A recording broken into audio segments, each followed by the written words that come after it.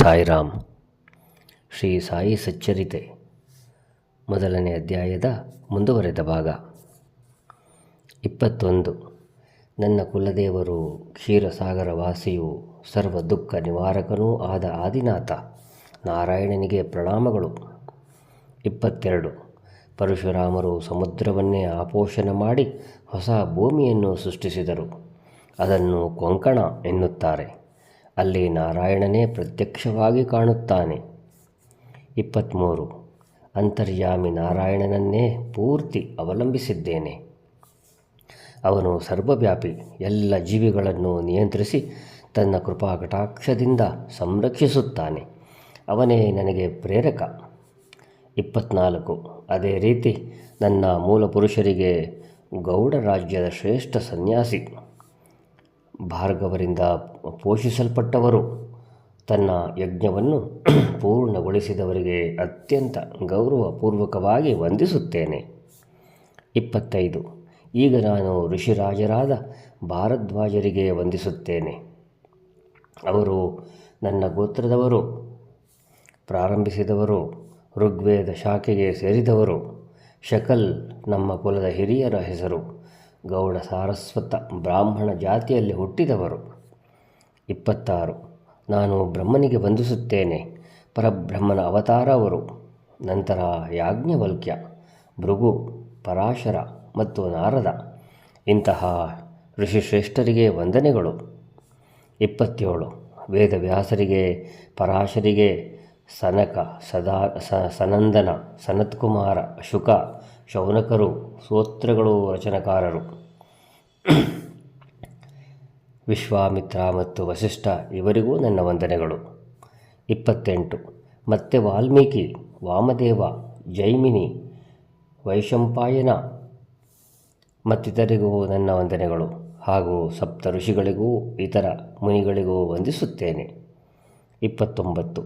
ನಾನು ಈಗ ಸಂತರಿಗೂ ಸದ್ಗುಣಿಗಳಾದ ನಿವೃತ್ತಿ, ಜ್ಞಾನೇಶ್ವರ, ಮುಕ್ತಾಬಾಯಿ, ಸೋಪಾನದೇವ, ಏಕನಾಥ ಮತ್ತು ಅವರ ಗುರು ಜನಾರ್ದನ, ತುಕಾರಾಮ, ಕನ್ಹ ಅಂದರೆ ಪತ್ರ ಮತ್ತು ನರಹರಿ ಇವರಿಗೂ ವಂದಿಸುತ್ತೇನೆ.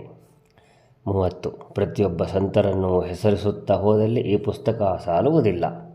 ಆದುದರಿಂದ ಪ್ರತಿಯೊಬ್ಬರಿಗೂ ನಮಸ್ಕರಿಸುತ್ತಾ ಎಲ್ಲರ ಆಶೀರ್ವಾದವನ್ನು ಬೇಡುತ್ತೇನೆ.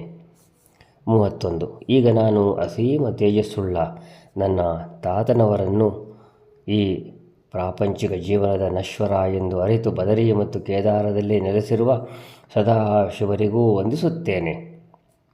32. ಹಾಗೆಯೇ ನಾನು ನನ್ನ ತಂದೆಯವರಿಗೆ ಯಾವಾಗಲೂ ರುದ್ರಾಕ್ಷಿ ಮಾಲೆಯನ್ನು ಕೊರಳಲ್ಲಿ ಧರಿಸಿ ಇಷ್ಟ ದೇವರಾದ ಸದಾಶಿವನನ್ನು ಪೂಜಿಸುತ್ತಿದ್ದ ಅವರಿಗೆ ವಂದಿಸುತ್ತೇನೆ. 33. ಈಗ ನಾನು ಜನ್ಮ ಕೊಟ್ಟ ತಾಯಿ, ನನ್ನನ್ನು ಹಗಲು ರಾತ್ರಿ ಕಷ್ಟಪಟ್ಟು ಜೋಪಾನವಾಗಿ ಸಾಕಿದವಳಿಗೆ ವಂದಿಸುತ್ತೇನೆ. ಅವಳ ಉಪಕಾರವನ್ನು ನಾನೆಷ್ಟು ನೆನೆದರೂ ಸಾಲದು. 34. ನಾನು ಮಗುವಾಗಿದ್ದಾಗಲೇ ಅವಳು ನನ್ನನ್ನಗಲಿ ಹೋದಳು. ನನ್ನ ಚಿಕ್ಕಮ್ಮ ನನ್ನನ್ನು ಅತ್ಯಂತ ಅಕ್ಕರೆ ಸಹನೆಗಳಿಂದ ಬೆಳೆಸಿದಳು. ಸದಾ ಹರಿಯನ್ನು ನೆನೆಯುತ್ತಾ ಅದರಲ್ಲಿಯೇ ತಲ್ಲೀನರಾಗಿರುತ್ತಿದ್ದಳು. ಆಕೆಯ ಚರಣಗಳಿಗೆ ಹಣೆಯಿಟ್ಟು ನಮಿಸುತ್ತೇನೆ. 35. ಹೋಲಿಸಲಾರದಂತಹ ಸೋದರ ಪ್ರೀತಿಯನ್ನು ತೋರಿಸಿದ, ನನಗಾಗಿ ತನ್ನ ಜೀವನವನ್ನೇ ಒತ್ತೆ ಇಟ್ಟಂತಹ ನನ್ನ ಹಿರಿಯ ಸೋದರನ ಚರಣಗಳಿಗೆ ನನ್ನ ಮಸ್ತಕವನ್ನು ಇಡುತ್ತೇನೆ. 36. ಈಗ ನಾನು ಶ್ರೋತೃಗಳಿಗೆ ವಂದಿಸುತ್ತಾ ಅವರ ತನ್ಮಯತೆಯನ್ನು ಕೋರುತ್ತೇನೆ. ಅವರು ಗಮನವಿಟ್ಟು ಕೇಳದಿದ್ದರೆ ನನಗೆ ಹೇಗೆ ತಾನೇ ತೃಪ್ತಿಯಾದೀತು? 37. ಶ್ರೋತೃಗಳು ಬುದ್ಧಿವಂತರಾಗಿ ಹೊಗಳುವಂತರಾದಲ್ಲಿ ಮತ್ತು ಮುಂದಿನ ಕಥೆಯನ್ನು ಕೇಳುವುದರಲ್ಲಿ ಕುತೂಹಲಿಗಳಾದಲ್ಲಿ ಕಥನ ಹೆಚ್ಚು ಹೆಚ್ಚು ಉತ್ಸಾಹಭರಿತವಾಗುತ್ತದೆ. 38. ನೀವು ಗಮನ ನೀಡದಿದ್ದಲ್ಲಿ ನಾನು ಕಥನ ಮಾಡುವುದರ ಉದ್ದೇಶ ಏನು? ಆದುದರಿಂದ ನಾನು ನಿಮ್ಮನ್ನು ಆನಂದಭರಿತರನ್ನಾಗಿ ಕೇಳಿರೆಂದು ಶಿರಬಾಗಿ ಬೇಡುತ್ತೇನೆ. 39. ನನಗೆ ಯಾವುದೇ ಶಾಸ್ತ್ರಗಳ ಗಂಧವಿರುವುದಿಲ್ಲ, ಯಾವುದೇ ಶಾಸ್ತ್ರವನ್ನು ಅರಿತಿಲ್ಲ, ಪವಿತ್ರವಾದ ಕಥೆಗಳನ್ನು ಕೇಳಿರುವುದಿಲ್ಲ. ನಿಮಗೂ ಇದು ಚೆನ್ನಾಗಿ ಗೊತ್ತು. 40. ನನಗೆ ನನ್ನ ಲೋಪದೋಷಗಳು ತಿಳಿದಿವೆ. ನನ್ನ ಅಲ್ಪತ್ವವೂ ತಿಳಿದಿದೆ. ಆದರೂ ಗುರುಗಳಿಗೆ ನೀಡಿರುವ ಪ್ರಣಾಮ ವಚನವನ್ನು ಪೂರೈಸಲು ನಾನು ಈ ಕಥನ ಪ್ರಯತ್ನವನ್ನು ಮಾಡುತ್ತಿದ್ದೇನೆ. 41. ನನ್ನ ಪ್ರಜ್ಞೆಯು ನನಗೆ ಹೇಳುತ್ತಿದೆ, ನಾನು ನಿಮ್ಮ ಮುಂದೆ ಒಂದು ಹುಲ್ಲುಕಡ್ಡಿ ಎಂದು. ಆದರೆ ದಯೆ ತೋರಿ ನನ್ನನ್ನು ನಿಮ್ಮವನೆಂದು ಸ್ವೀಕರಿಸಿ.